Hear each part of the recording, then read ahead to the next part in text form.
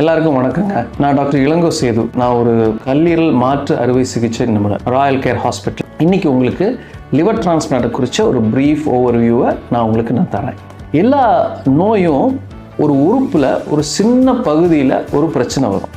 அப்போ அறுவை சிகிச்சை நோய்கள் என்ன பண்ணுவோம்னா, அந்த உறுப்பில் இருந்த ஒரு பகுதியை நம்ம கட் பண்ணி எடுப்போம். சில உறுப்புகள் இல்லாமல் நம்மளால் உயிர் வாழ முடியும். அந்த உறுப்புகளை முழுசாக நம்ம எடுத்து மாற்றுவோம், பர்டிகுலர்லி கேன்சர் அந்த மாதிரி இருக்கிறதுக்கு. பட் இப்போ இருக்கிற மெயின் ப்ராப்ளம் ஆர்கன் ஃபெயிலியர்னு சொல்லுவோம். அந்த முழு உறுப்பு கெட்டு போச்சுன்னா நம்ம சரீரத்தில் இருக்கிற உறுப்புகள் நிறைய வேலைகளை அது செய்யும். அந்த வேலைகள் எல்லாம் உறுப்பு கெட்டு போனதுக்கு அப்புறமா கொஞ்சம் கொஞ்சமாக குறைஞ்சிரும், லைஃப் த்ரெட்னிங்காக மாறும்.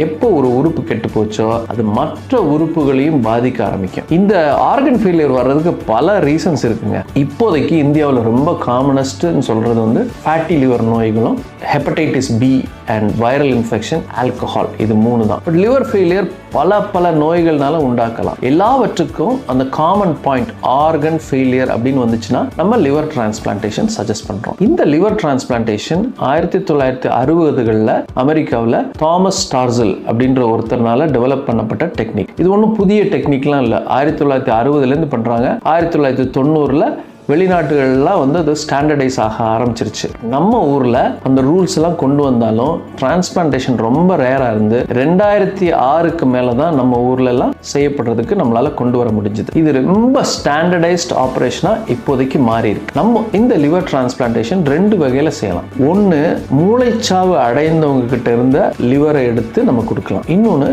லைவ் டோனர் டிரான்ஸ்பிளான்டேஷன் அப்படின்னு சொல்லுவோம். அது உங்களுடைய சொந்தங்கள்ல இருந்து பகுதி லிவரை எடுத்து கொடுத்து அந்த லிவரை உங்களுக்கு டிரான்ஸ்பிளான்ட் பண்ணா அதுவும் வேலை செய்யும். ஸோ ஒரு உறுப்பை முழுசா நம்ம உடம்புல, கல்லீரலை பொறுத்தவரை அந்த கல்லீரல் முழுசையும் எடுத்து வெளியில வச்சுட்டு ஒரு புது லிவரை நம்ம கொடுக்குறோம். பயன்படுத்தின லிவரா இருந்தாலும் அது நம்மளுடைய உடம்புல சேர்ந்து நம்ம அந்த சர்ஜரி முடிக்கிறப்ப அந்த லிவர் தன்னுடைய வேலைகளை முழுசா செய்ய ஆரம்பிக்கும். ஆமாம், அந்த இது நார்மல் கிடையாது, இது இயற்கைக்கு மாறான காரியமா இருந்தாலும் அந்த லிவர் வேலை பார்க்குறப்ப நம்ம உடம்புல உள்ள எல்லா சேஞ்சஸையும் அதை ரிவர்ஸ் பண்ணும். அவங்களுடைய ஸ்கின் கலர் கூட கம்ப்ளீட்டா சேஞ்ச் ஆகிற அளவுக்கு மாறிடும். ஸோ அந்த உறுப்பு நல்லபடியா வேலை பார்க்கறதுனால ஒரு மனுஷனுக்கு லிவர் ஃபெயிலியர் இருந்தாலும் அவங்க சராசரி நார்மல் வாழ்க்கைக்கு திரும்பி போகலாம். லிவர் டிரான்ஸ்பிளான்டேஷன் அந்த அளவுக்கு ஒரு சக்சஸ்ஃபுல் ஆபரேஷனா மாறிடுச்சு. இப்ப இந்த லிவர் டிரான்ஸ்பிளான்ட்டுக்கு செய்யறதுக்கு சில டிசிப்ளின்ஸ் நமக்கு தேவை. டிரான்ஸ்பிளான்ட் நடக்கிறப்ப நாங்க சொல்லி தருவோம். இல்ல மோஸ்ட் இம்பார்ட்டன்ட் எப்ப நீங்க டிரான்ஸ்பிளான்ட்டுக்கு ஒரு டாக்டரை போய் சந்திக்கணும் அப்படின்றது நீங்க தெரிஞ்சுக்கணும். அதுக்கு நாங்க